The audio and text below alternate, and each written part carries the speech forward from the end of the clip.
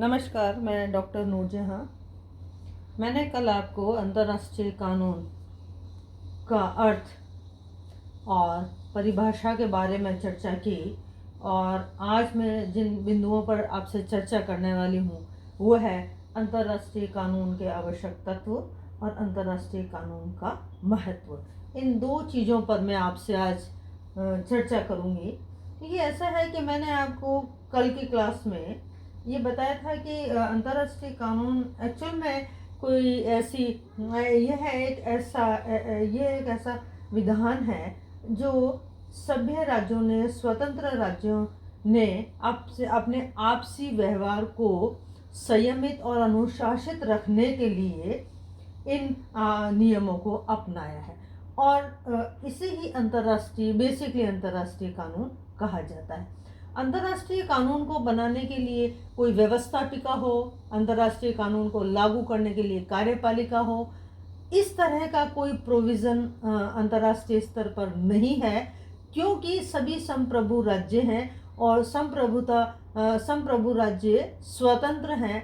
अतः अपनी स्वतंत्रता के आधार पर वो इस कानून को अंतर्राष्ट्रीय शांति, विश्व के लाभों को प्राप्त करने के लिए और खुद को संयमित रखने के लिए अंतर्राष्ट्रीय कानून का प्रयोग करते हैं।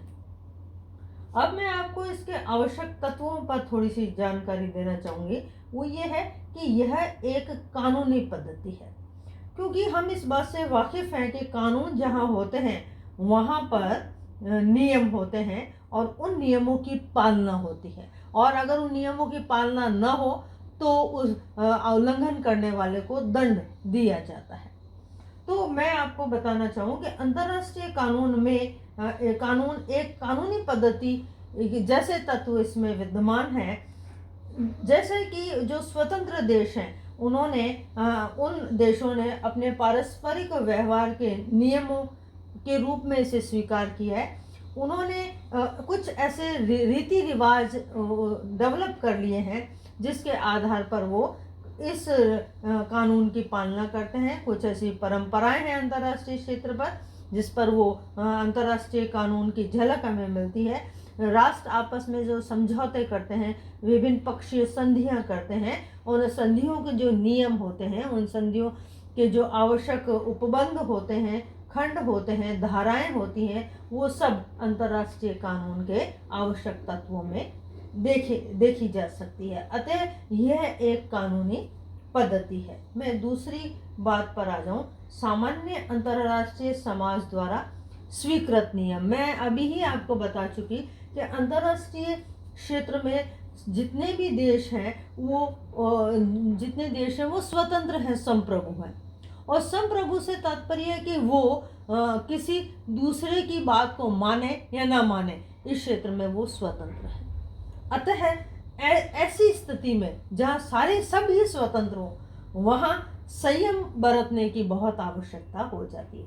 अतः अंतर्राष्ट्रीय समाज ने कुछ ऐसे संयमित नियम बना लिए हैं जिन्हें स्वतंत्र संप्रभु सभ्य राज्य अपने आपसी व्यवहार के समय उन नियमों की पालना करते हैं, स्वतः ही पालना करते हैं। ये जो पालना करने की बात है, ये कानून के आवश्यक तत्वों में माना जाता है, और विभिन्न देश इसको मान रहे हैं, इसलिए हम इसे अंतर्राष्ट्रीय कानून के आवश्यक तत्वों में गिनते हैं। अगली बात आ जाती है, अंतर्राष्ट्रीय कानून की प्रकृति सार्वभौमिक है। यह सार्वभौमिक का सामान्य अर्थ हम देखें कि सभी के लिए, सार्वभौमिक से यहाँ तात्पर्य सभी के लिए है, समान रूप से है। तो अंतर्राष्ट्रीय क्षेत्र में जो भी देश उदित होते ही वह अंतर्राष्ट्रीय समाज का सदस्य बन जाता है, और अंतर्राष्ट्रीय कानून के जो नियम हैं, सामान्य नियम है, वो उस पर लागू होते हैं। अतः सारे स्वतंत्र देश सार्वजनिक रूप से उन नियमों, परंपराओं, रिवाजों, अभिसमयों को मानते हैं जो कालांतर से अंतर्राष्ट्रीय स्तर पर चली आ रही हैं। अतः अंतर्राष्ट्रीय कानून की जो प्रकृति है सार्वभौमिक है, सभी छोटे बड़े, गरीब अमीर सभी देशों के लिए एक समान है। इसमें मैं चौथी और अंतिम बात पर आ जाऊं। अंतर्राष्ट्रीय कानून का पालन करवाने वाली वास्तविक शक्ति तर्क बुद्धि है ना। तर्क बुद्धि विवेक शक्ति है। विवेक शक्ति से यहाँ तात्पर्य है कि हम इस बात से वाकिफ हैं कि हर देश के अंदर कानून होता है और उस कानून की पालना नहीं करने वाले को व्यवस्थाएं, राजनीतिक व्यवस्था दंडित करती है। और ये भी हम जानते हैं कि पूरे ही किसी भी देश की पूरे जितने नागरिक हैं उसमें शायद 1% या 1% से कम लोग ही आपराधिक प्रवृत्ति के होते हैं जो कानूनों की अवहेलना करते हैं। बाकी सामान्यतः कानूनों को सामान्यतः मानने वाले अधिक नागरिक होते हैं। ठीक इसी तरह से अंतर्राष्ट्रीय स्तर पर बहुत सारे देश उदित हैं। इन बहुत सारे देशों में ये अंतर्राष्ट्रीय कानून को मानने की जो पालना करने की जो क्षमता है वो उन्होंने अपनी विवेक बुद्धि के आधार पर उसे अपना रखा है। अतः इसकी तुलना हम राष्ट्रीय कानून के साथ यहाँ करके स्पष्ट कर सकते हैं कि अंतर्राष्ट्रीय कानून की पालना जो है वो सामान्य रूप से होती है और इसके पीछे विवेक बुद्धि कार्य कर रही है, इसीलिए इसकी पालना आसानी से होती है। अतः मैं इन चारों आवश्यक तत्वों को एक बार रिपीट कर देती हूँ कि अंतर्राष्ट्रीय कानून एक कानूनी पद्धति है। अंतर्राष्ट्रीय कानून सामान्यतः अंतर्राष्ट्रीय समाज द्वारा स्वीकृत नियम इसमें है। अंतर्राष्ट्रीय कानून की प्रकृति सार्वभौमिक है और इसमें विवेक बुद्धि के तत्व विद्यमान है। अतः कानूनी पद्धति, समाज द्वारा स्वीकृत नियम, विवेक बुद्धि और आपकी सार्वभौमिकता, ये 4 आवश्यक तत्व अंतर्राष्ट्रीय कानून में विद्यमान है। इसलिए हम इन चारों तत्वों को अंतर्राष्ट्रीय कानून के आवश्यक तत्वों के अंतर्गत इंगित करते हैं। मैं इसी से लगती हुई बात ले लूं कि क्या अंतर्राष्ट्रीय कानून जो परंपराओं और रिवाजों पर आधारित है, अभिसमय पर आधारित है, जिसके पीछे कोई कार्यपालिका, व्यवस्थापिका और न्यायपालिका काम नहीं कर रही है, लेकिन इसके बावजूद भी अंतर्राष्ट्रीय क्षेत्र में ये लंबे समय से चला आ रहा है। और ये शब्द, जैसा कि कल मैंने बैंथम का जिक्र भी किया था कि 18वीं शताब्दी में बैंथम ने इस शब्द का यानी अंतर्राष्ट्रीय कानून शब्द का उपयोग किया। इससे पहले यह अंतर्राष्ट्रीय रिवाजों के रूप में, अंतर्राष्ट्रीय परंपराओं के रूप में, समझौतों के रूप में विद्यमान रहा है। तो ऐसे में क्या इम्पोर्टेंस है हमारे अंतर्राष्ट्रीय क्षेत्र में अंतर्राष्ट्रीय कानून की? ये बहुत बड़ा प्रश्न है। अक्सर सामान्यतः जो देशों के बीच में झगड़े होते हैं, युद्ध होते हैं, अपराध होते हैं, प्रत्यर्पण होते हैं, आश्रय लिया जाता है, ये इस तरह के कुछ अंतर्राष्ट्रीय इवेंट हैं जो सामान्यतः घटित होते रहते हैं। इन घटित नियमों के आधार पर ये घटित जो परिस्थितियां होती हैं, इनको नियंत्रित करने का काम कौन करता है? इनको नियंत्रित करने का काम अंतर्राष्ट्रीय कानून करता है। अतः अंतर्राष्ट्रीय कानून की उपयोगिता है, महत्व है। इसके कुछ बिंदु मैं आपको बताना चाहूंगी कि अराजकता से बचाव। अराजकता अंतर्राष्ट्रीय क्षेत्र में विद्यमान रहती है। इस अराजकता को खत्म करने के लिए, इस अराजकता को कम करने के लिए, अराजकता से दूसरे देशों को कम से कम नुकसान हो, इसके लिए प्रयास होते रहते हैं और यह प्रयास अंतर्राष्ट्रीय कानून के अंतर्गत किए जाते हैं। अतः अराजकता से बचाव का जो काम है वो अंतर्राष्ट्रीय कानून कर रहा है। मैं दूसरे पॉइंट पर आऊं, शक्ति संघर्ष को सीमित करना। हम इस बात से परिचित हैं कि कोई भी शताब्दी रही हो और अगर हम वर्तमान स्थितियों की भी बात करें, सेकेंड वर्ल्ड वॉर के बाद की स्थितियों की भी बात करें, हम शीत युद्ध की भी बात करें, शीत युद्ध, दूसरे शीत युद्ध की भी बात करें और वर्तमान जो एक ध्रुवीकरण है उस स्थितियों की बात करें, यानी टॉप टू बॉटम हम समय काल को अगर देखते हैं, नज़र से निकालते हैं, तो ये स्पष्ट हो जाता है कि शक्ति के लिए हमेशा राजनीति में, चाहे वो अंतर्राष्ट्रीय क्षेत्र की राजनीति हो, उसमें संघर्ष होता रहता है। यह संघर्ष हमेशा हर परिस्थिति में विद्यमान रहता है और इस संघर्ष को कम करने के, सीमित करने के, लिमिट इसमें बांधने का जो प्रयास करता है वो अंतर्राष्ट्रीय कानून करता है, क्योंकि अंतर्राष्ट्रीय कानून विभिन्न राष्ट्रों के बीच में समझौते करवाता है, संधियां करवाता है, अंतर्राष्ट्रीय क्षेत्र में विद्यमान परंपराओं का, रीति रिवाजों का रेफरेंस देकर, संदर्भ देकर राज्यों को नियमित रखने का, संयमित रखने का कार्य करता है। अतः विश्व में विभिन्न कालों में स्थित संघर्ष को कम करने के लिए अंतर्राष्ट्रीय कानून ने महत्वपूर्ण भूमिका निभाई है। इस भूमिका की वजह से इसका अंतर्राष्ट्रीय क्षेत्र में महत्व बना हुआ है।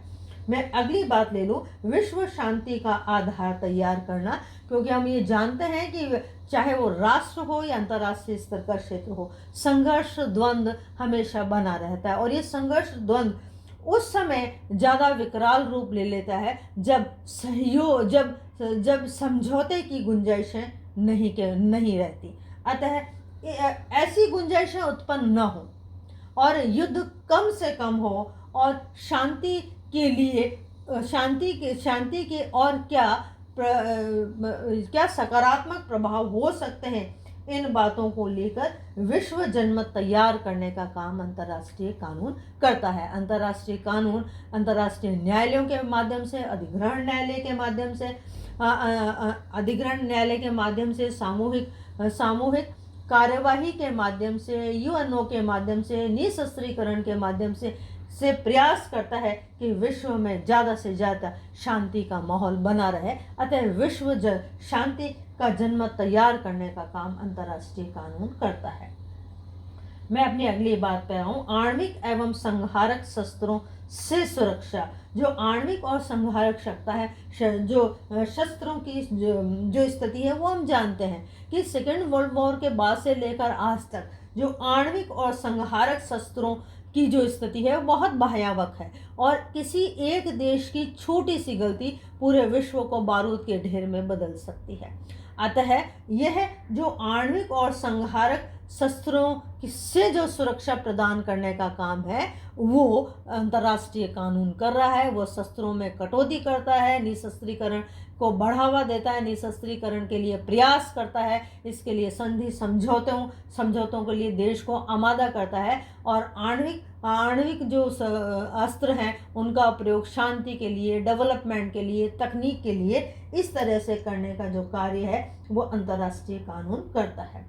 फिर आता है युद्धों का न्यायपूर्वक संचालन, कि युद्ध हो रहे हैं उनका न्यायपूर्वक संचालन हो। इसकी ये दो एक विरोधाभास स्थितियां हैं कि युद्ध भी हो उसका न्यायपूर्वक संचालन हो। तो अंतर्राष्ट्रीय कानून ये कहता है कि युद्ध एक अंतिम विकल्प है। उससे पहले जितने भी प्रयास हो, अगर दो या दो से अधिक राष्ट्रों के मध्य विवाद है, उसको समाप्त करने के अंतिम प्रयास भी करने चाहिए। अगर वो प्रयास सफल नहीं हुए तो अंतिम विकल्प युद्ध होता है।